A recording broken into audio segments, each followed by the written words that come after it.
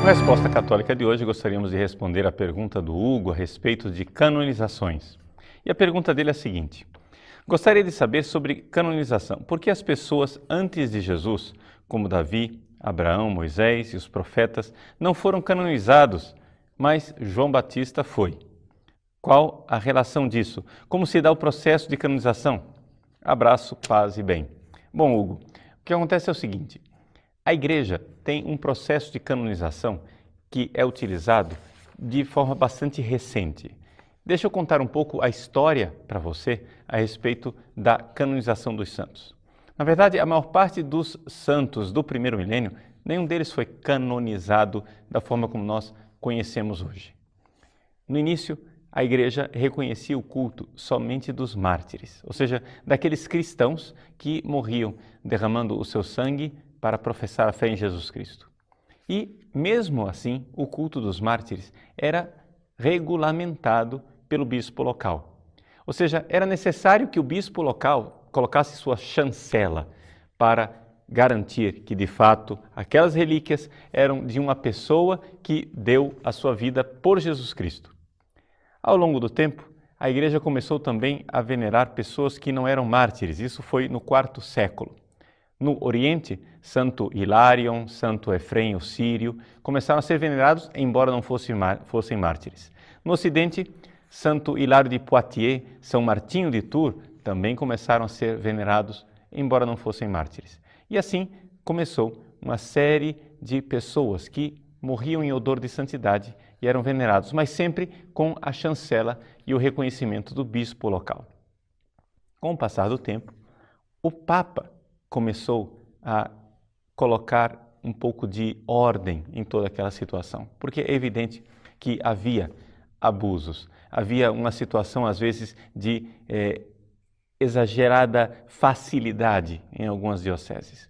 Então, o Papa João XV, pela primeira vez no ano de 993, canonizou um santo que não pertencia à diocese de Roma. Ali a coisa foi crescendo e se desenvolvendo ao longo dos séculos, até que finalmente, no ano 1170, o Papa Alexandre III decretou: as canonizações serão feitas somente pelo bispo de Roma, somente pelo Papa.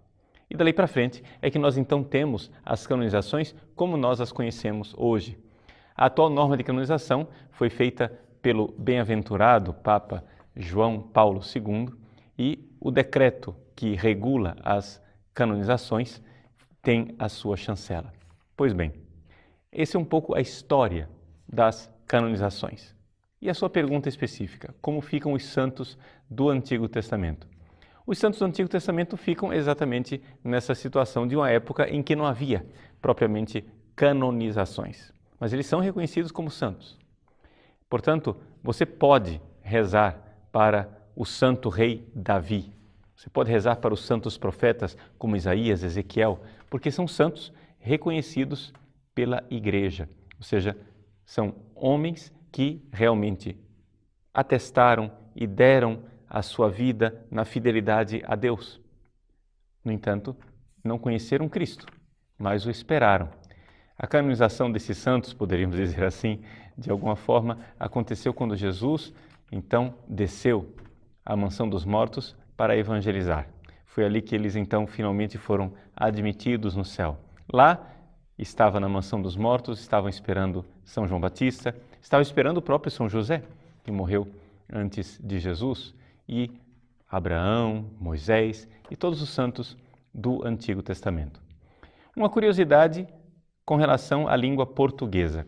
É interessante nós notarmos o seguinte, que em português, os santos que começam com vogal, geralmente nós chamamos de Santo Antônio, Santo Antão, não é? Santo Onofre e assim por diante. E os santos que começam com consoantes, nós abreviamos, usamos a forma apocopada de São, é mais breve, não é? São Tomé, São Paulo e assim por diante. Pois bem, acontece que há uma característica especial para os santos do Antigo Testamento. Os santos do Antigo Testamento não recebem a forma apocopada, ou seja, esta forma mais curta de São, é sempre a forma longa.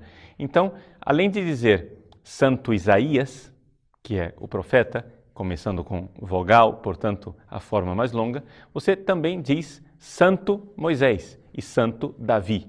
No Antigo Testamento, então, nós temos esta forma especial para designar os santos que vieram antes de Jesus. Então, não se diz São Moisés e nem São Davi, mas santo, a forma longa sempre.